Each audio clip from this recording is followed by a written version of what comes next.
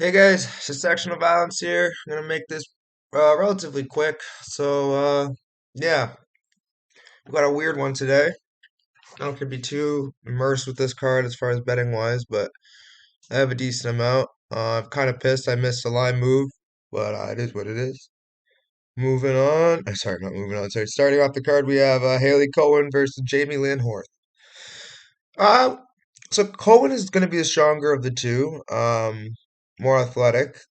But as far as skills for MMA, I might have to give it to Jamie Lynn Horth. I like her grappling a little better. She doesn't give up. She likes to stay on top. I believe her skill set's a little better, but she's just really like labored with her striking. And they're both of their debuts in the UFC, so can't really say one has the other. As far as the adrenaline dump could happen to either of them. I don't know. This is a weird one. I'm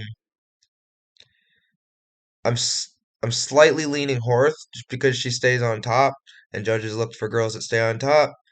But this is a close one. I really don't know who to go with here. An over spot for sure, in my opinion. But yeah. All right, guys, moving on. No, so yeah, we have Jamie Lynn Horth by split decision or decision. Moving on, we have Journey Newsom versus Brian Boom Boom Kelleher. Um, Everything in my gut's telling me to go Kelleher, but the age is a factor. And Journey Newsom doesn't get, blown out of the water when he fights usually. He's been KO'd once, I think, by Randy Costa, who's very explosive. Um, I mean, Kelleher has the ability to beat him. It's a hard decision for me. Um, I'm leaning Newsom here, being more athletic, younger, a little younger, and think a little more tricks. But this could go either way. This is a weird fight to call. A lot of these fights on this card are it's a weird card to call. Like I really don't really understand a lot of these fights, but you know, let's just keep it going. So yeah, we have Journey Newsom by let's go split or unanimous decision. Moving on, we have Stephanie Egger versus Irina Alexieva. Alexieva is okay. She's pretty sloppy to be honest. She has some good judo. Yeah, she can pull off some arm bars and stuff like that. But she's facing girls like she lost to an 8-6 girl.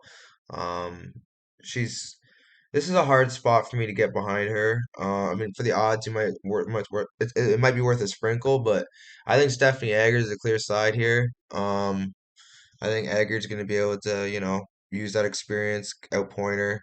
Um, I wouldn't know if this gets into the judo realm, it could get a little sticky, but I think this is an Egger fight. I think she knows how to implement the wrestling as well and stay on top. Um, but yeah, this is gonna be a fun one for sure. I don't know about entertaining wise, but it's gonna be like a fun one to watch as far as like fight IQ. I wonder who's gonna screw up the most. Anyways, yeah, this is like these are some fights that I really don't have too much interest in. Moving on. We have Charles Johnson versus Cody Durden. I'm on Johnson all day here. I don't understand why people are on Durden here. I don't understand at all. Durden is as at best he's like a purple belt or something. And man, he knocked out JP Buys. Hooray, everyone's knocked out JP Buys. Carlos Mota has zero cardio. I thought it was just that um Johnson's cardio was that good. No, he just has zero cardio. Mota had him hurt, was winning exchanges on the feet as well. It's just the fact that, and everyone's like, oh no, his cardio is looking good. No, his cardio isn't good. He's always breathing heavily at the end of the second and third round. He's always death breathing. And Johnson's pace, I can't see him keeping up. But I don't know. Maybe I'll be wrong. Maybe I'll look like an idiot. Maybe this is, like I said, with Johnson's being my most confident prediction on the card, that kind of tells you how much I feel about this card. This card's pretty trash. I'm kind of pissed. I've got the live movement at negative 200. Now he's at negative 140. I missed that, but it is what it is. I've had bad lines before. I'm confident in him. I do think he has this one in the bag. I'll be pretty shocked if he loses this one. Pretty annoyed as well. But I think this is a Charles Johnson fight, and I'm riding with him here. Yeah, I got him by. I think the first round's gonna get sticky. I think he could lose the first round potentially because he is a bit of a slow starter, low output fighter. But I feel like he'll pick it up in the second and third. And there's beef in this fight, so I love it. I think Johnson's really gonna turn it up on Cody Durden. Durden won't be able to get him down. Johnson has Olympic level wrestling defense. Ridiculous cardio. He was sick his last fight, so that's why I'm gonna chalk it up to. But yeah, this should be a Johnson fight all day. I cannot see him losing this. But yeah, all right, guys. Let's not spend too much time talking about this fight. Moving on, we have Martin Buday versus Jake Collier. This could get sticky because Martin Buday is a bit of a fraud, going life or death with Lucas Bresky. Lucas Bresky is absolutely terrible, but then he shows glimpses of like on the Contender Series against or like yeah, he beat Chris Barnett. But it was like what's it called? One of those legal knees. It's so stupid. Lorenzo Hood, he beat him quite easily. Like I think he has a potential to just get Jake Collier out of there. So I will keep that in mind. But he does worry me. I will say that Jake Collier could make this an ugly fight and steal a decision, but I feel like Boudet's just good enough to where he shouldn't be able to lose to Jake Collier.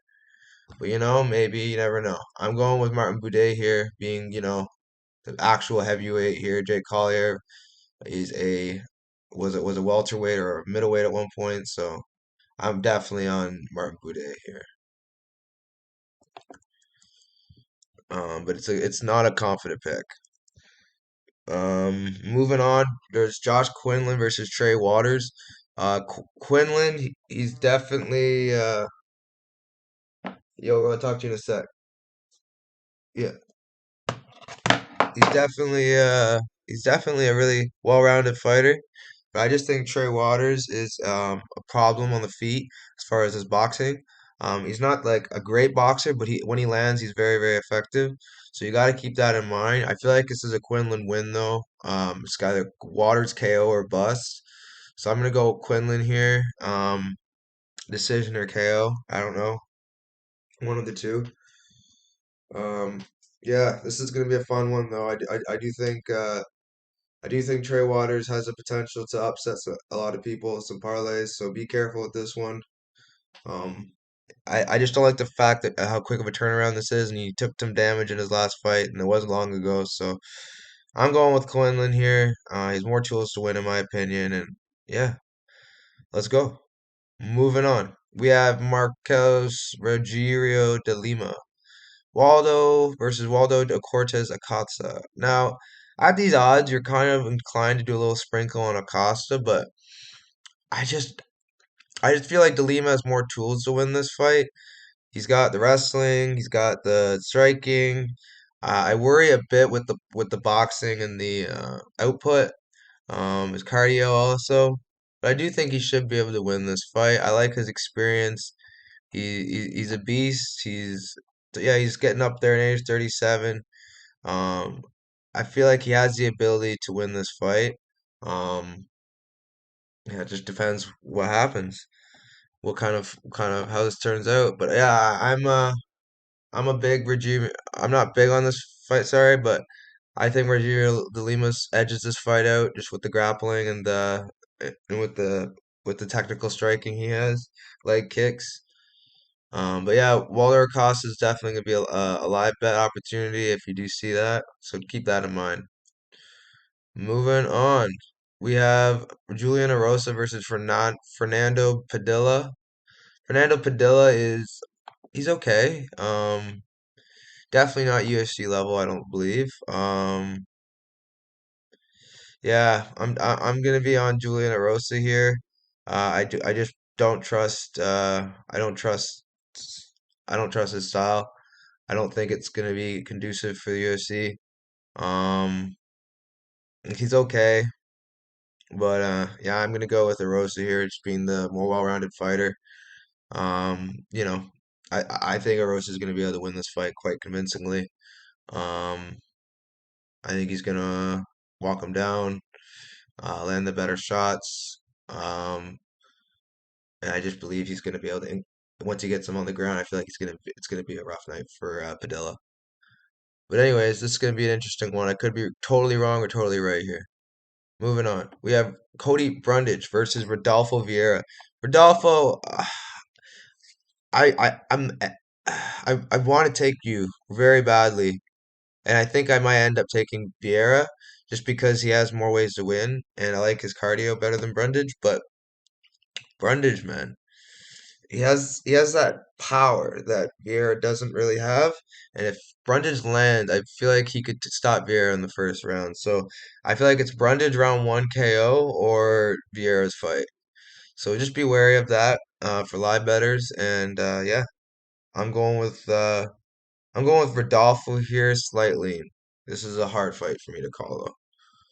Moving on, we have Kyle Borralho versus Michelle Oleksiejczuk. Now, this is a fun fight because I like Michelle Oleksiejczuk and I like Kyle Borralho. Michelle Oleksiejczuk has good boxing. He's been really working on his takedown defense. I do think he's going to be a problem for Kyle if he gets him hurt and can't get him down. But I do think Kyle is just so technical. I do believe he's going to frustrate Michelle and just stick on the outside and outpoint him and then get him down when you need it and get the back. He's really, really good. I really like watching Kyle fight, um, other than when he beat my boy. But yeah, great fighter. Kyle's a good friend of mine as well on the Instagram. So let's go, Kyle. But yeah, moving on. We have Song Yadong versus Ricky Simone.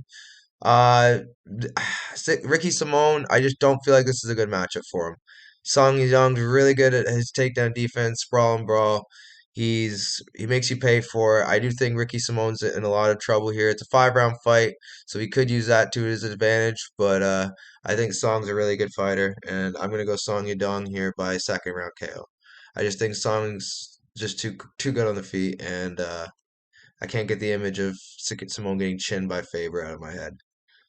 Anyways, yeah, let me give you guys my most confident predictions.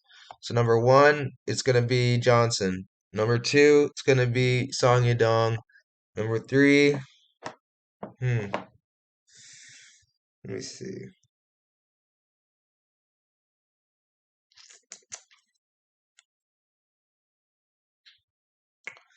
Man, this is hard. Erosa.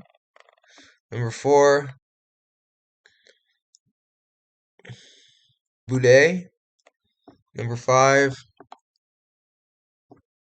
Kyle Bryo, I guess. This is a hard card, not gonna lie. Don't get too caught up in this card either. It's been three straight cards where there's been iffy cards, so don't worry. UFC 288's around the corner. We'll get to that and we'll crush it.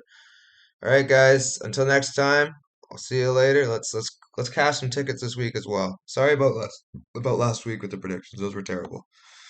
Let's go.